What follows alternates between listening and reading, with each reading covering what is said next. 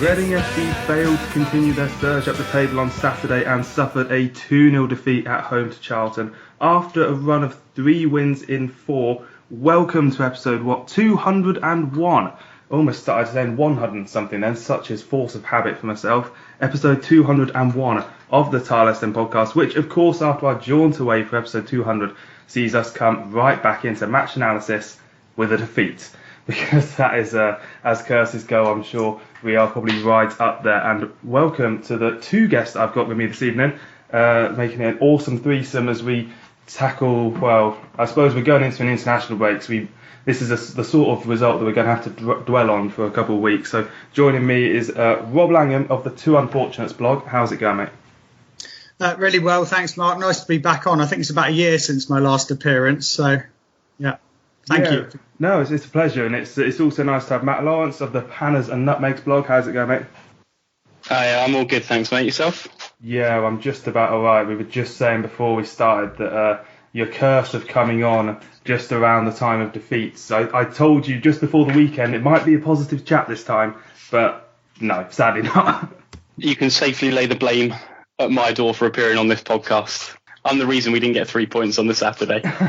Yeah, we were doing so well, weren't we? And typically the week that we didn't have a podcast was the week that, well, we did well, basically. So let's crack on then with the recap and talk about that 2-0 defeat to Charlton. The Tilehurst End Podcast. Read the blog on thetilehurstend.com. So 2-0 was to Charlton then on Saturday. This was the game that we all sadly went into thinking might be a bit of a decent chance. Purely because Charlton were good going into, in the first few weeks and everything, but you like to be the team that kind of ends the form. You like to be the team that proves that you are the genuine contender. Sadly, that wasn't quite what happened, guys. And Rob, let's talk about the first half of this game first, because Reading played pretty well. Puskas hit the bar. He had a 1-on-1 denied. We were looking all right, even though we didn't get the goal. Yeah, I think so. I think overall it was quite an encouraging performance first half, and I think we shaded it, really. There was also the fantastic overhead kick from Lucas Shaw that got us all up out of our seats. And generally, I thought we controlled the game. I think Swift and Ejaria were both good in midfield, and the fullbacks were pushing on, albeit without having too much luck against a couple of very good fullbacks for Charlton. So, yeah, generally, I thought we played quite well. And I think Puskas in particular with the 2 chances, I actually think he did quite well to get on the poacher's one in the box, and was a bit unlucky that it hit the bar. And the second one reminded me a bit of the goal he scored against Wycombe, where he didn't really get hold of the ball straight away. But then in that match got a second chance and put the ball in. This one, that didn't happen. And I think Matt, you're aware of some quite interesting stats about Puskas' performance, aren't you? Yeah, I personally thought Puskas looked quite good, and to be honest, like I said in some of my tweets, I don't know if people have seen them, but I think he's kind of the first striker we've had of his type in a long time, kind of that poacher, always getting on the end of chances, looks to play off the shoulder and making sharp runs kind of off the defender's shoulders. It reminds me of Glenn Murray and Mate Vidra, probably the last 2 that we had like that. I'd probably say, yeah, he's probably most similar in terms of his movements to Vidra, I would say. Hopefully the goal return's slightly better. The numbers are definitely suggesting that he is. I mean, Rob, you alluded to some of the numbers, and definitely showing that Puskas is getting the chances at the moment. He's ranking 3rd in the league for XG per 90. So if you're looking at that, I'm really not too worried in terms of the fact that we're creating chances for him and he's getting on the end of them. He registered an XG of 1.05 in the game on Saturday. So if you're looking at that from a purely statistical point of view, it should be a certain goal. I mean, the 1v1, really he should have finished it. He doesn't need us to tell him that. But the one I was most impressed with, probably the chance to hit the bar with that little movement to get across his man to the near post, and the way he attacked the 6-yard box as well to get in front of his man. And like you say, Rob, it was unlucky it hit the bar, really. Because on another day, that could get a worse connection. It bounces off his shin and goes in. Yeah, but then that's basically the goal that he scored against Cardiff, or the second one. And an XG, that the expected goals stat you're alluding to there. The interesting thing, I think it was the first goal against Cardiff. that stat obviously says that he has a lot of these expected goals, but I think the first goal that he scored against Cardiff barely registered on that because he picked up the ball from such a deep angle, basically from so far away from the goal. And yet when you think the time he got to the finish, it was probably a very easy chance that he actually finished off. So Puskas getting into the right areas is good. However, sadly we are going to have to talk about the main factor of the game, and those were the two chances that Charlton sort of created and scored in a way. The thing is, the question I want to ask you two guys is, are these goals easy fixes or are there deeper issues in them? First was deflected, the second was a penalty when we're chasing the game. But watching the highlights and just generally through the game, there's a sense that the opposition can counter very effectively against Reading by getting it out wide. The wing-backs are so high up, it means Liam Moore has to be dragged across to right back effectively. He's a bit uncomfortable there. They had a chance from that in the first half that they didn't score. We're kind of vulnerable as well to quick moves down the middle when we're defending deep because the three have no real option but to be deep. Pele can be bypassed a little bit easily with him just being the one man. Strikers, the opposition strikers dropping deep, I think is causing us problems as well. Are these issues that you can put down to one game? Rob, do you think these are issues that are being are deeper issues, and ultimately are they fixable? I don't think they're deeper issues really. I think just on the day, having failed to take our chances and then letting in a goal which came from a deflection, that meant the play became stretched. Charlton like playing how we like to play on the counter, with the game sort of really stretched over the full kind of 100 yards of the pitch. We tried to draw them in, but they remained compact and quite tight and organised. And I think one half that was admittedly pretty disappointing after several good performances is absolutely no reason to worry at the moment. I think, yes, there are little tweaks. There will be things that Gomez looks at and thinks we need to improve on that. But I think generally I'm not too worried. And Matt, playing the three at the back, it's typically been something that only certain managers and only certain players and defenders have been able to master. You think of Antonio Conte's been very good at it in the past.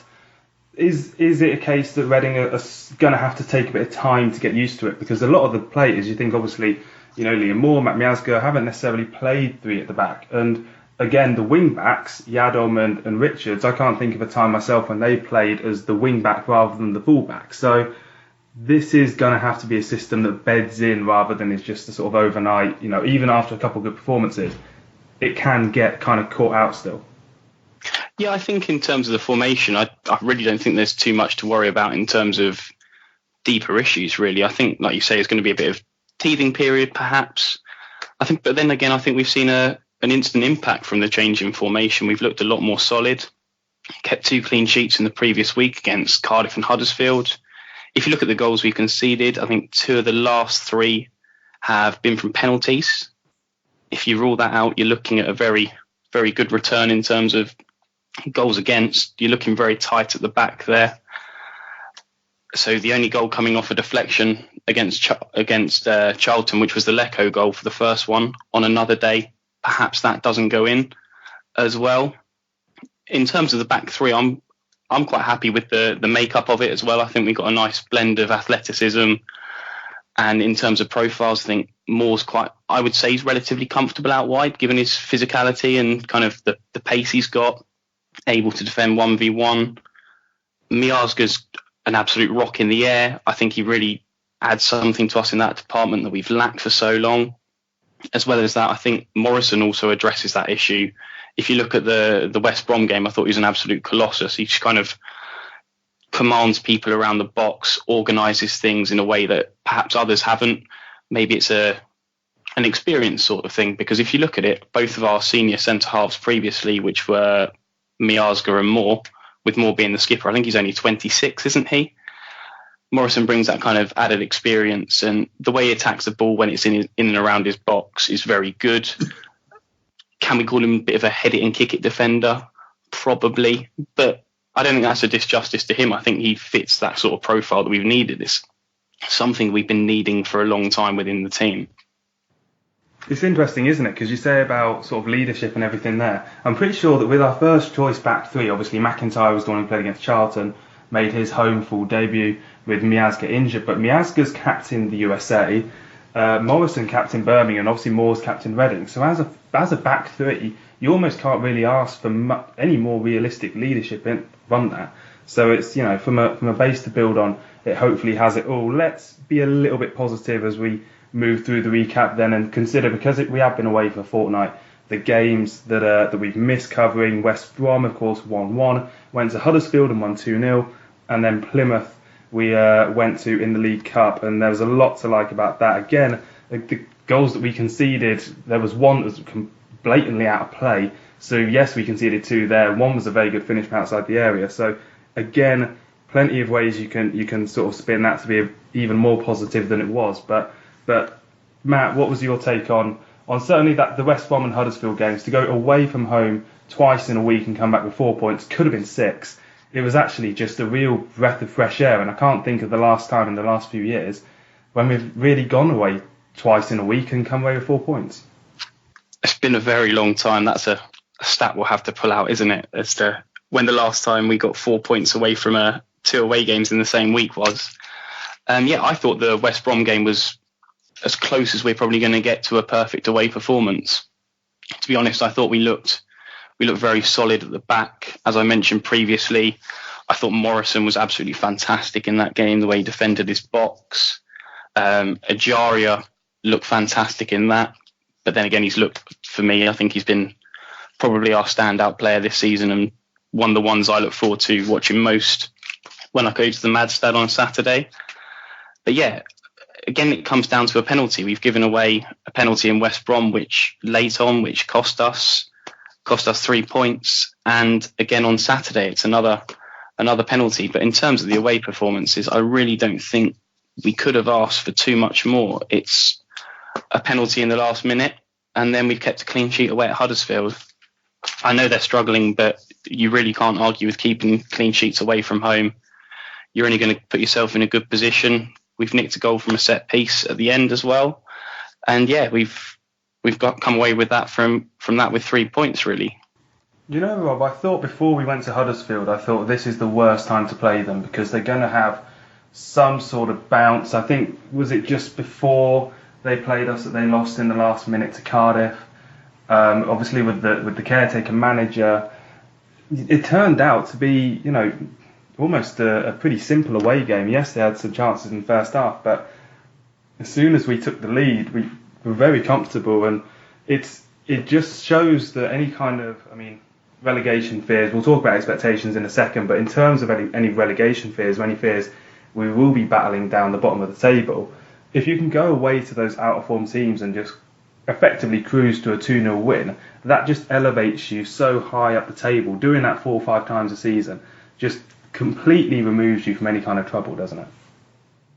Yeah, I think so. And I think Gomez takes real credit for the Huddersfield result. I wasn't at the game. I was at West Brom, but not in Huddersfield. But from what I understand is Huddersfield played a very high press for the first 60, 70 minutes. Were really closing us down, and we just kind of drew that punch in and just sort of parried them quite easily without them having too much in the way of direct chances on goal. And then they ran out of puff for the last half hour, and we were able to pick them off with the 2 goals.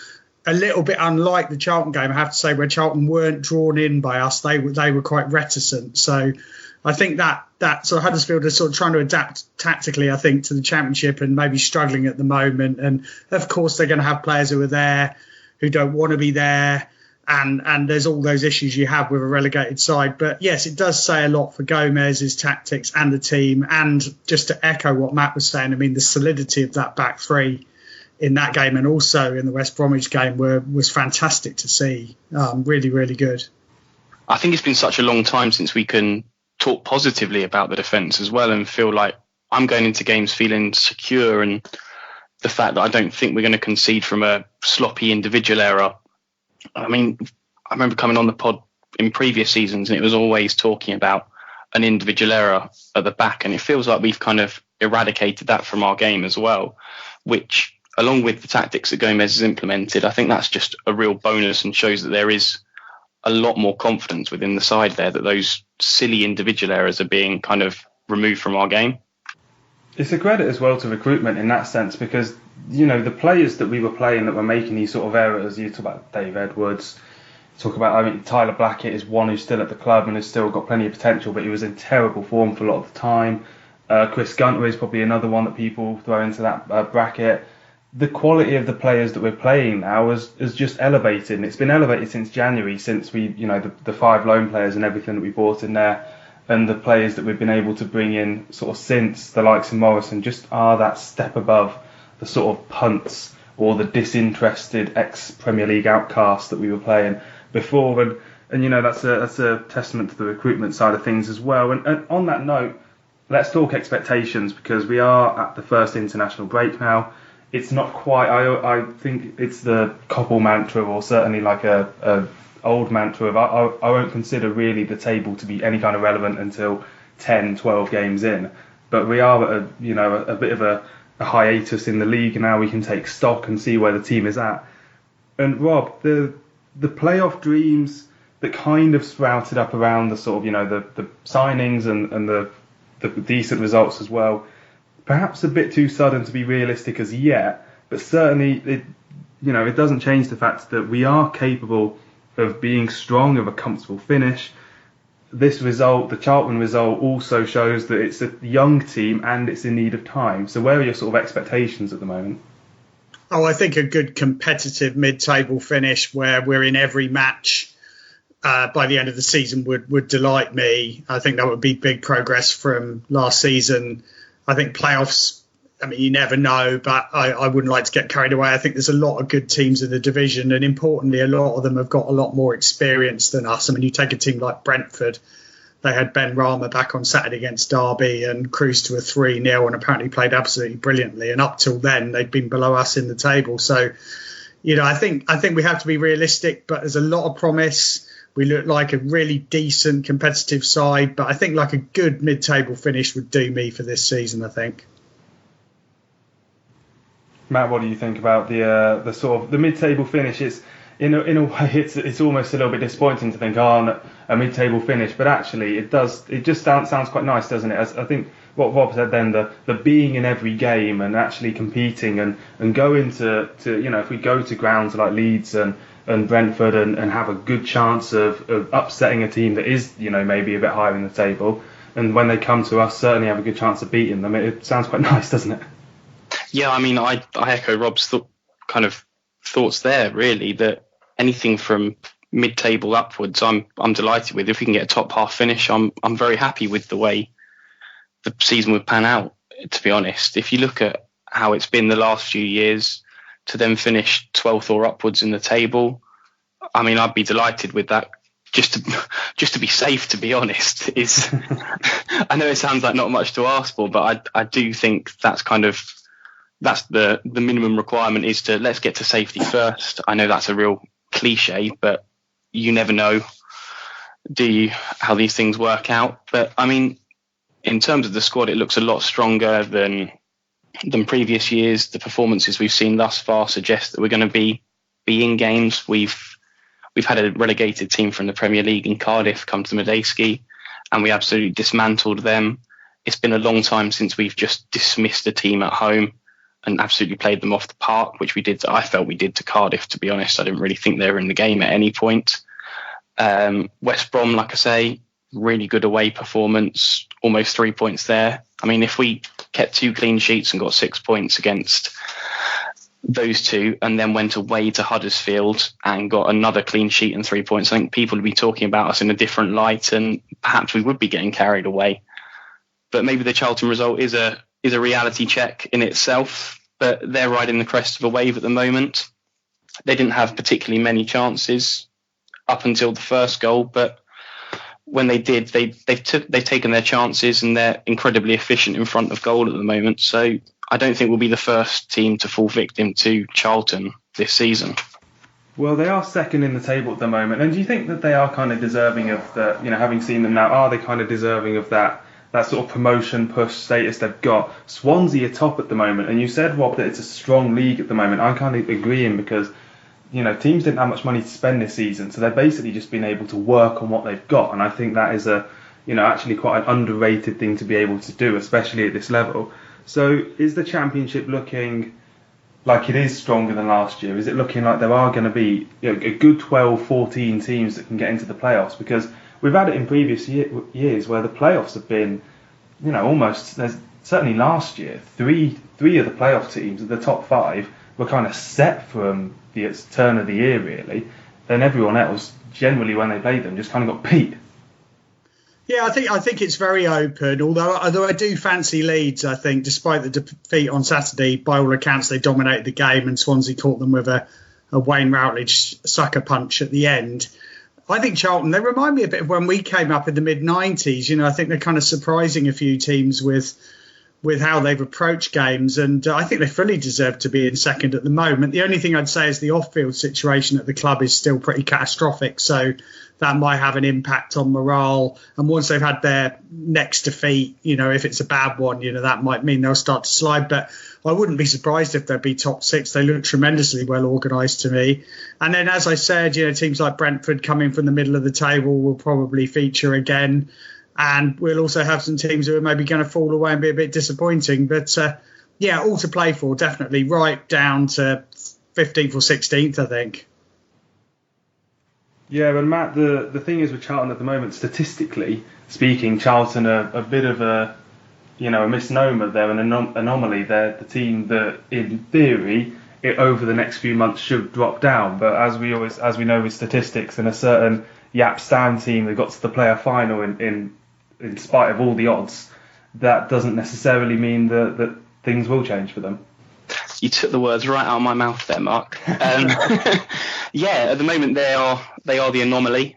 They don't take many shots, but when they do, they're on target. I think before the game, they were averaging around 58% of their shots on target, despite having the lowest in the league. And the league average was about 33%. So they're almost running at double the number of shots on target, or percentage of shots on target, which is really quite something. So that when they are getting shots away and opportunities, they're of good quality, which ultimately will result in goals. I was really impressed with the way that Bowyer set up the team on Saturday. I thought the way he set up with his strikers was very interesting, to be honest. The way he sat Lecco and Taylor on the wider centre halves when in possession and out of possession, really, so that it emphasised Morrison to get on the ball and play out through him. In the first half, we were able to do so, and he was playing short through Pella.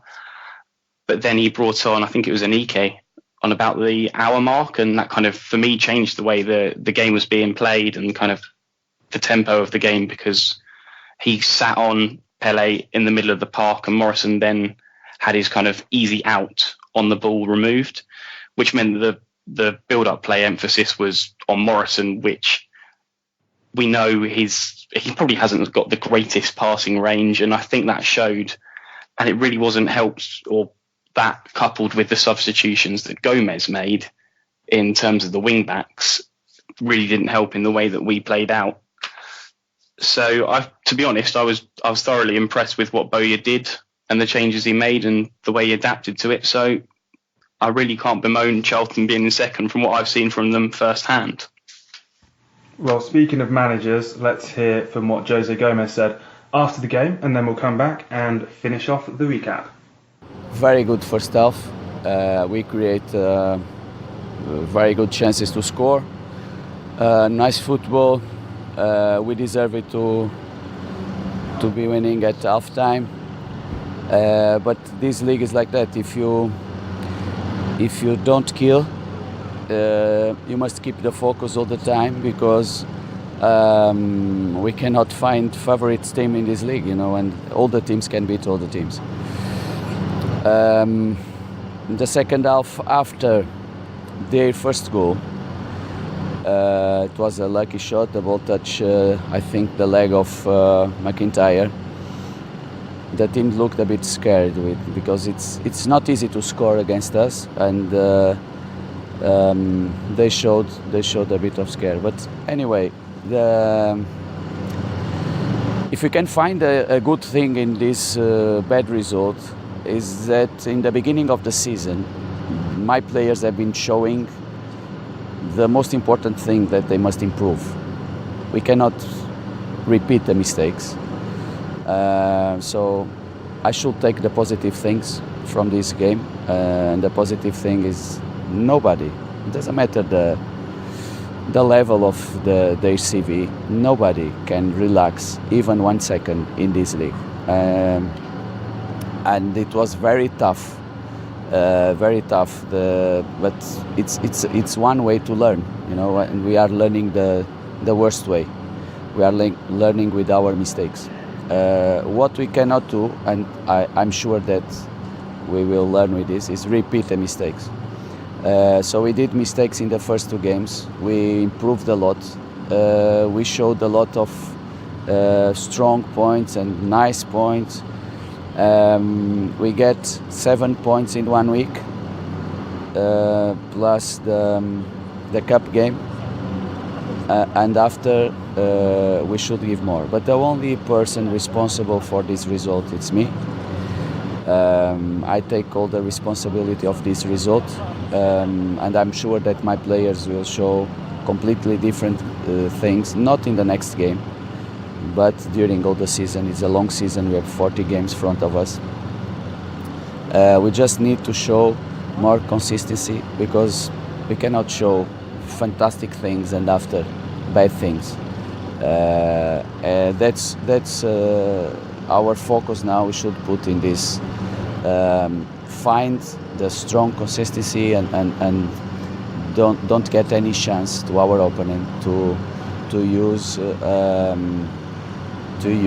the space that we give when we show that we are scared. So we cannot be scared to play football. We must fight for all the challenge and try to win all the challenge.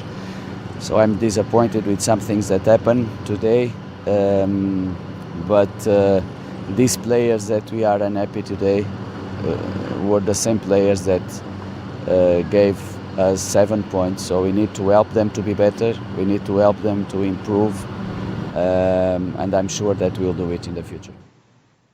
The last point I want to bring up about the Charlton game before we move into the mailbag then, guys, is just the kind of the reaction he had to going 1-0 down. And I'm trying to think of how many times Reading have really gone 1-0 down this season, and it's certainly not too many. He kind of threw the kitchen sink at it. Basically, I think it's about just after the hour mark that he put on Yaku Mete and Lucas Boye for Richards and Diadon, and effectively traded fullbacks for wingers in his mind, but I'm not sure it really worked out that way. It was kind of fullbacks for strikers who didn't want to be the fullbacks they had to be. Is this a sense that for you, Matt, that he effectively just got it wrong? Yeah, I think he's kind of held his hands up, hasn't he, in terms of the presser, and said he probably didn't get this one right. I mean, as a fan, am I unhappy that I've seen my manager go and try and win a game at home? Absolutely not. More to him. Let's go and try and win games at home. Let's just try and win games of football. It's nice to see us try and attack teams. In terms of the tactics and the personnel, yeah, it probably was wrong. In terms of the personnel that were brought on, I thought Boye was fine if he's going to stay out wide. He's a good 1v1. If we can get him higher up the pitch, that's fantastic. The one that I felt really threw things off was the Mete one, because he was kind of neither here nor there defensively, and positionally the distances were totally out. He was too far away in terms of receiving the ball from the back three, so they didn't quite have an option. Wasn't wide enough because he wants to come in and get shots away on his left foot, which once again I'm absolutely fine with. He got a lot of goals for us last year. I mean, personally, I think I would have preferred to have seen Mete come on for João through the middle, and perhaps had another player that is better 1v1 in someone like Barrett. And if we can get the ball to, say, Barrett or Boye out wide and just feed them for 10, 15 minutes and just say, go and beat your man, get some crosses into the box for the likes of Mete and Puskas, I think that's probably what Gomez was going for. But the execution just wasn't there in terms of personnel and team shape. I don't know what you guys thought about it, or if I've totally misinterpreted what Gomez is doing there. No, well, it's interesting, isn't it? Because I mean, Rob, the first thing that I remember about Jose Gomez from the Man United FA Cup game that he had in the first few weeks of his tenure was, I think it was at half time, he took off I think it was Blackett or someone was injured, and he put on Sonny Aluko, and I thought, wow, that's a very attacking change. We're losing at Man United. I guess he's just decided let's have a crack and let's see what we can do, and I applauded that. So it would be, I suppose, from my point of view on that sense, it would be wrong to totally dismiss and totally turn down the thing that he's done against Charlton. Absolutely. I mean, I think it was worth the shot. We were 1-0 down. We were struggling a little bit with, as Matt mentioned, Morrison's link through to Pele being kind of broken off. Neither of the fullbacks had really had too much luck against Charlton's fullbacks, who were really, really good. So I just think it was worth bringing in that extra creativity at 1-0 just to see whether it would work or not. As it happens, it didn't. But, I thought it was quite an inventive thing to do. And, on another day, it might have happened for him and we'd all be hailing him as a genius. So back to the drawing board on that one, but worth a try. Yeah, well, back to the drawing board is exactly where Jose Gomez is going to have to spend the next fortnight, as it is the international break. So we'll move on then from the recap and go into Mailbag, where we'll be talking about whether this is actually the right time for an international break or not. Get social with the boys. Find them on Twitter at Tilehurst End and facebook.com/TheTilehurst End. So, Royals fan 36 with the first Twitter question to us on the Mailbag, and he just said, should we even worry? I thought we played well, Puskas needs to improve his finishing, and Zhao needs to get more shots off, but I didn't think we were that poor. We were positive and created chances. I'm quite optimistic. I think we'll beat Boro. Well, I think we've covered the should we worry too much, but there's perfectly agreeable points there, certainly with Puskas, as we were talking about earlier. Probably on another day would have taken both his chances. And Stephen asks us, which strikers from Reading's past or present would have made the best wing-backs? Now, as we were just saying, Jose Gomez kind of opted to put two strikers as wing-backs during the second half. And I was kind of thinking about this one, guys. My mind immediately drew to Kevin Doyle as a good wing-back, as someone who would run hard and all the rest of it. But I was also remembered, as soon as I thought that he was played at right wing for pretty much the entire season we got relegated out of the Premier League back in 2008-9, I think it was. So, or 7-8 rather. But in terms of wing strikers that made good wing backs, Matt, what names immediately jump out the top of your head? I think Shane Long would probably be another one for me. Yeah, I think Shane Long was probably the most obvious one that sprung to my mind. I mean, he's a pure work rate, isn't he, and desire. Get up and down the line. I mean, I'm kind of surprised it hasn't happened in the Premier League, where he's been forced out wide. And then could he be Ireland's answer to Dirk Kuyt? Well, the thing is, Ireland for the national team have about 4 good wing backs at the moment, so they're probably struggling to fit all of them in. What do you think about strikers, potential wing backs in them? Well, I came up with 3 suggestions. One of them is actually still with the team at the moment, and that's Jordan Abita, who started as an attacking player, if not an out-and-out forward. He was very much an attacking player, but was converted to full-back by Nigel Adkins. And then from the past, Bobby Convey was bought as a striker that then ended up as a kind of winger, not really a full-back, of course, because he had Nicky Shorey behind him, but, he was, moved out wide. And then going back further, Michael Gilks kind of played in both positions, but was mainly an out-and-out winger. But he did play as a striker in the Simor Cup win. But I remember him and Steve Richardson as kind of fullbacks, I think, at some point in that same league season. So there have been precedents, but you certainly need a good pair of lungs to play that wing-back role. And I think at the moment with Richards and Yeardom, we're quite fortunate that we've got 2 players who are able to do that. So I'm quite optimistic. Yeah, I think you're bang on the money there, Rob, to be honest. I think we've got really good options at fullback at the moment with Richards and Yeardom. I think you can probably throw Rinomhota into the hat as well. We've seen him play right back up against United in the FA Cup. I was kind of surprised that we didn't see Gomez throw him on at right wing back when Yeardom was taken off, if I'm honest. He wasn't too good against Wickham, I'd have to say, in the League Cup. He started at right wing back. Yeah, didn't have his best game against Wickham, but I mean, in terms of another option there, I think I think he could be a very viable option in that position if the likes of someone like Gunter isn't going to get a look in this season. Yeah, it's funny with Gunter. As you said, Rob, you've got such good options. You've got Tyler Blackett, not even, as far as I'm aware, is not even fit at the moment. Jordan Obita is slowly getting back to fitness. Probably a bit too early to throw him into a league game. Probably make an appearance off the bench. Probably after the international break to ease him back in. And then the two that we got at the moment, I'm very happy with them. To be honest, I remember Omar Richards in his debut away to Derby a couple of years ago. I was very impressed with his technique and his sort of his composure on the ball, and that, those are very vital things for a modern wing back. Needs to be able to get into those final areas, and if not put the ball in himself, has to at least tee up the man who does. So it's looking good for wing backs at the moment. And finally, the final question we've got from a pretty short mailbag this week is Mark Lawrence asking, the international break, is this good or bad timing? Now, I'm tempted, Matt, to say this is good timing, because Gomez has said himself that, you want these problems to come up earlier in the season rather than later. We've not got a huge amount of players going off on international duty. We've had a lot of games, and certainly when we get back, we're going to have a lot of games again. Just a nice couple of weeks off, back on the training ground, take stock.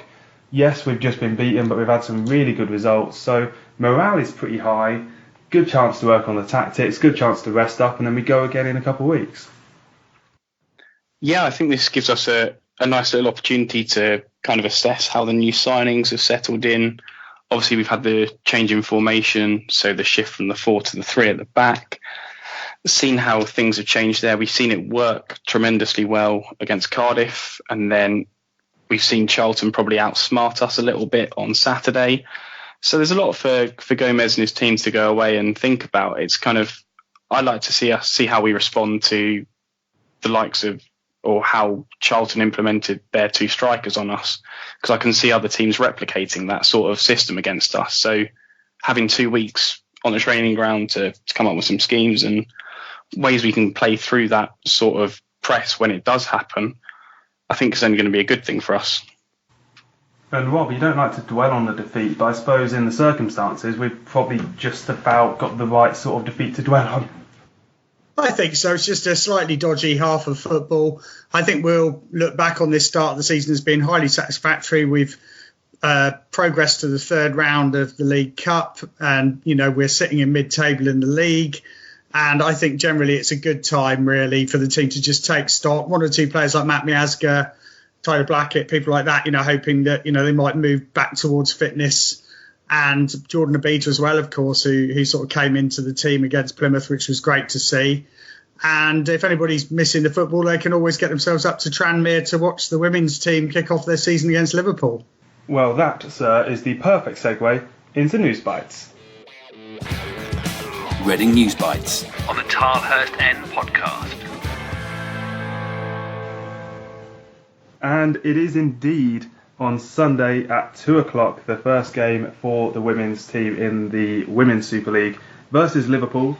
So get yourself up to Tranmere, as Rob says, for some football action if you're missing it over the international break. Just to update you, 4 Newsbites then on the other teams and how they're getting on. The under-23s lost 3-0 to West Ham last time out. They're currently just about to finish playing West Brom, so when someone's talking, I'll update people on how that's gone as I quickly googled that. The under-18s, they're 2 points from 4 games in the Premier League so far, 3-3 versus West Ham on Saturday. They lost to Fulham and Brighton previously, and they now face Swansea after the internationals.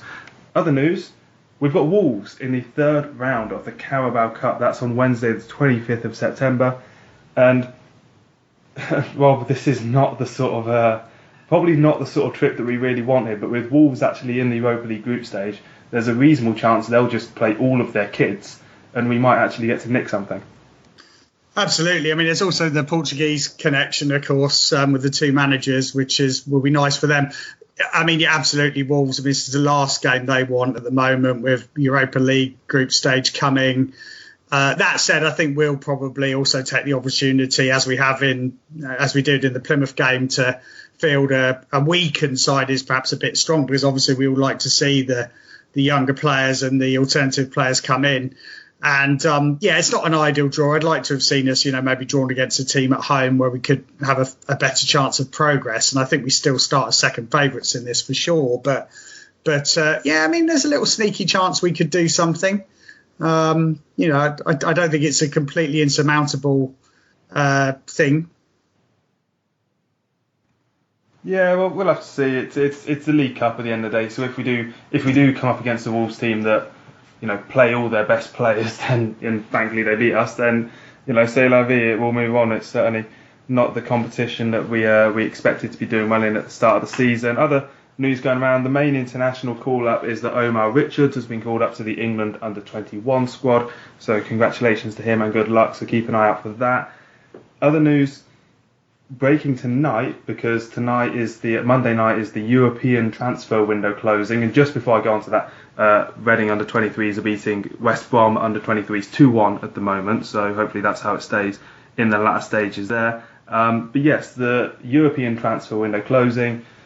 Andrijan Novakovic has left Reading FC and joined Frosinone, Serie B, the Italian second-tier team, on a 4-year deal. No word of an official transfer fee or what that transfer fee is yet, but Matt, it's difficult with Novakovic, isn't it? Because on the one hand, he's played very well in Holland for a couple of teams, scored lots of goals, came back to the team this season, got his chance in pre-season, and then on the other hand, he obviously hasn't taken that chance because perhaps he just doesn't fit in with Jose Gomez. And also, if we were selling someone who a lot of people thought could score maybe 10, 15 goals in the Championship this season, if he truly was of that quality, he wouldn't necessarily be going to the second tier in Italy.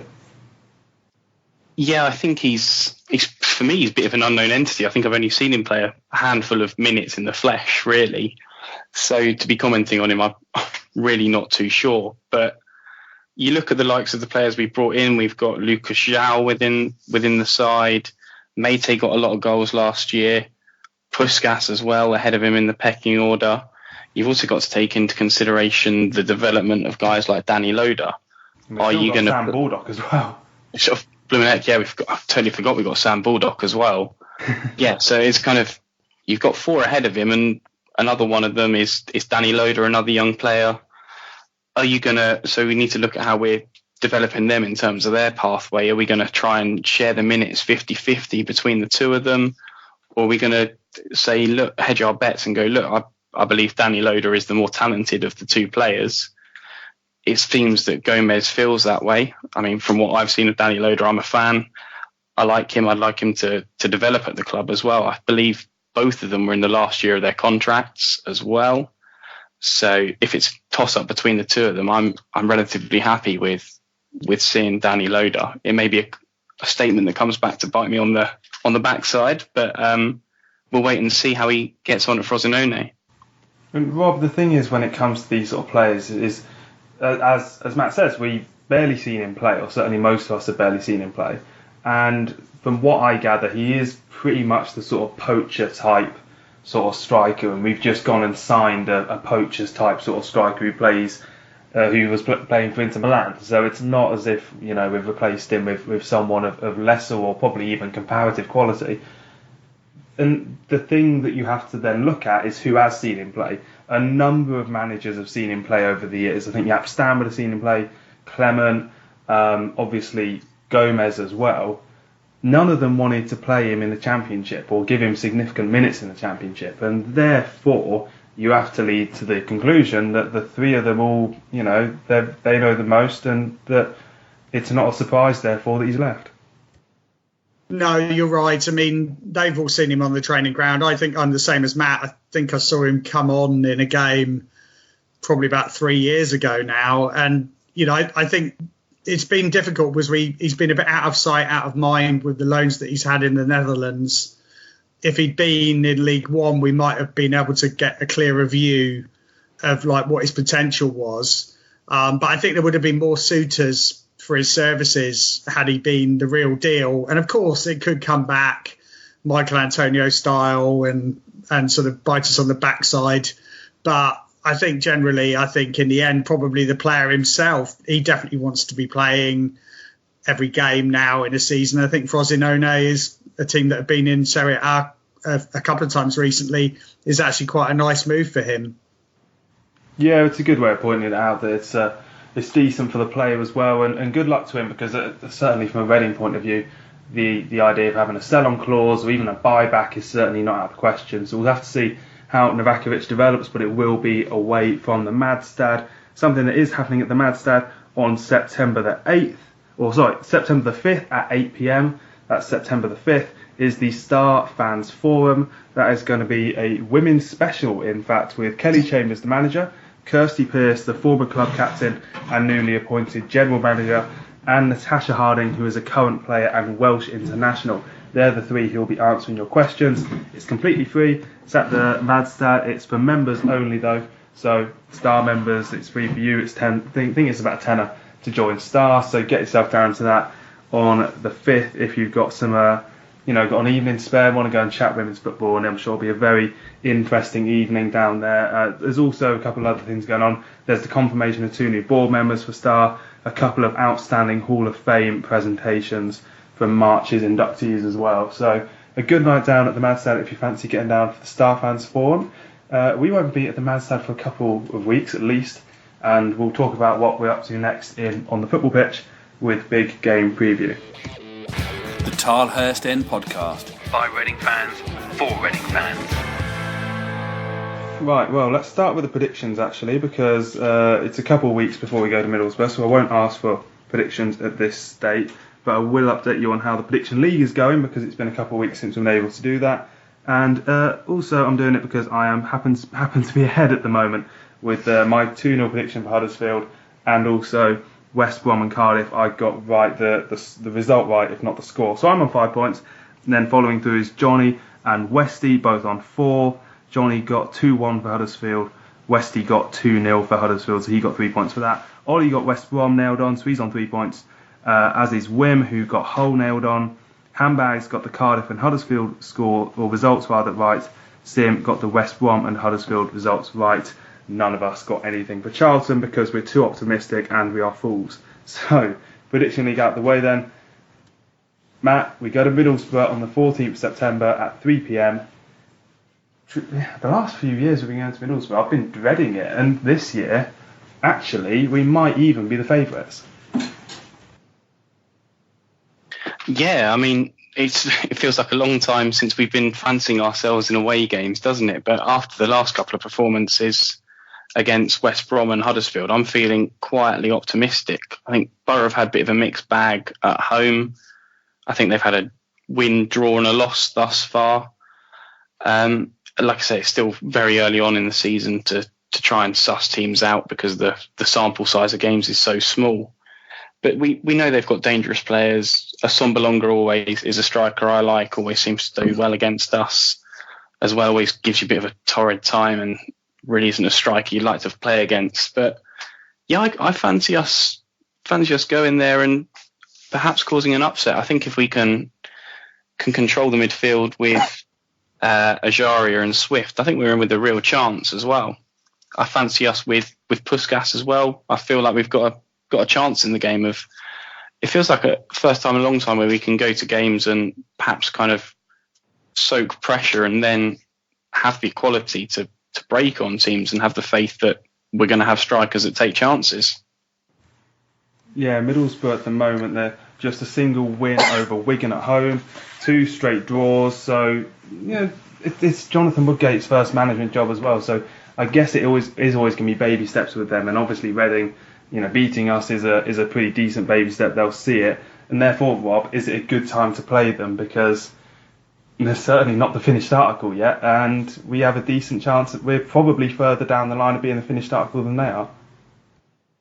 Yeah, I think so. I mean, that said, I think I'd struggle to see us get a win. I think I would go for a draw personally, just because it's such a tough place to go. I mean, I think the free coach travel, assuming this is one of the games that's part of that, is key for this, because too often we go to grounds like Middlesbrough or a long way away and we have like 200, 250 fans with us, and you're starting on the back foot because there's just not enough support. And hopefully the free coach travel will mean that will maybe take double that or maybe even more and then make a bit more of a noise, and that inspires the players. I certainly think that we can go there and be competitive. I mean, I agree with Matt that Assombalonga is obviously always dangerous. Lewis Wing, who's one of the younger players, really broke into the team last year and's looked really excellent as well. So I think they can hurt you. But I think the performances have been a bit patchy this season. I think they've had some really good ones where they've been a bit unlucky and not got the points. I think there was, I can't remember which game it was. I think it was, the first game of the season against Luton, really, where they really should have won. But then there have been other games where they've been hardly in the game at all. So I think, I think a draw would be a good result away from home, as it is for most games in this division, to be honest. Yeah, for me, it just comes down to the start, that first 15 minutes, because Middlesbrough, their fans, I think they're very ready to get behind Jonathan Woodgate and be sort of a team with a fresh sort of local identity that they've lacked under Tony Pulis before. And if we can go down there and maybe kill the atmosphere, at least prevent an atmosphere from being built, take the game into our own sort of, the way that we want to play, and just generally, to be steady over the 90 minutes. Don't let any momentum build up, because Middlesbrough, they're the type of team that strike me as soon as the momentum builds behind them, very difficult to stop. So hopefully we'll be going there on the 14th and coming back with something, because the Riverside, usually when we win, it means that we're going to do quite well that season, or at least it's a significant win when we do go and get it. So that draws to a close episode 201 of the Tilehurst End Podcast. There is no show next week because it's the international break, and as it happens, the week after that I'm out the country, so I will try and sort out someone, but hopefully Ollie is going to be no pressure, Ollie, if you're listening to this, because I haven't mentioned it to him yet, but hopefully someone will be around to step into our boots and at least do a quick show after the Middlesbrough game, and then hopefully after that everything will be back to normal with myself in charge. So I'll bid everyone a very happy couple of weeks, and thank you very much, Matt, for joining us, and I'm very sorry that it wasn't a win we could discuss. No worries, thank you very much for having me. I'll try and work on the jinx. Try and get a win next time. Maybe I'll ask you after the result next time and wait for a win. Definitely, that's the way to do it. Yeah, I think that's going to be the best way. And Rob, thank you very much. It has been a little bit of time since you've been on, but it's been a pleasure having you on tonight. Oh, real pleasure to be back, Mark. Thanks very much. Brilliant. So thank you everyone again for listening. It's the international break now, so we get a bit of time to not dwell on the defeat, but dwell on what's actually been a pretty productive start to the season for Reading FC, and come back in a couple of weeks' time, ready for more, and hoping that Jose Gomes' team can surprise us in a good way for a little while longer yet. Come on, you ass.